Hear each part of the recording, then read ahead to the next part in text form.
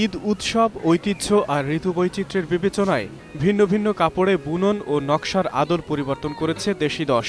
Block ও প্রিন্টের কাজে যেমন আছে আকর্ষণীয় ঐতিহ্য, তেমনি প্রাধান্য পেয়েছে ফ্লোরাল প্রিন্ট।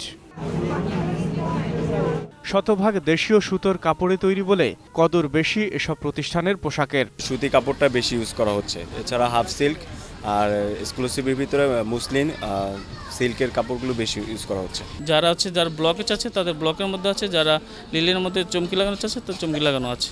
তাঁতের উপরে বেশি প্রাধান্য দেওয়া হয়েছে। তাঁতের পাশাপাশি আপনার সিল্ক আছে, এনডি, কটন আছে, এই ধরনের কাপড়ের উপরে বিভিন্ন ধরনের কাজ করা হয়েছে। মৌলিক নকশা এবং বৈচিত্র্যময় ফেব্রিক দেশি দশের বিশেষত্ব। পাঞ্জাবি ও শাড়িতে নতুন মাত্রা যোগ করেছে এবার ঈদ আয়োজনে, যা নজর কেড়েছে তরুণ তরুণীদের। ঈদটা যেহেতু গরমের মধ্যে পড়েছে, এ কারণেই এটা প্রোডাক্টগুলো কালারফুল করা হয়েছে। লাইট এবং ডিপ সবকিছু সংমিশ্রণে, মানে ম্যাক্সিমাম ফেব্রিক্সগুলি কটন এবং লিনেনের উপর করা হয়েছে, যাতে কাস্টমাররা পরে অনেক কমফোর্টেবল ফিল করেন।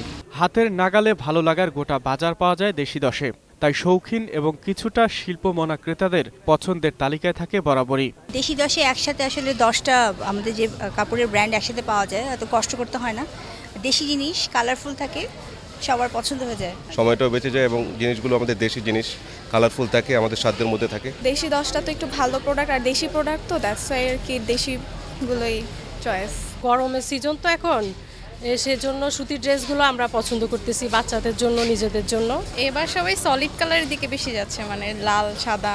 দেশীয় ফ্যাশন, দেশীয় ডিজাইন, দেশীয় পোশাক সম্মিলিত আয়োজনে দেশি দশ। আকবর হোসেন সুমন, 21 টেলিভিশন, ঢাকা।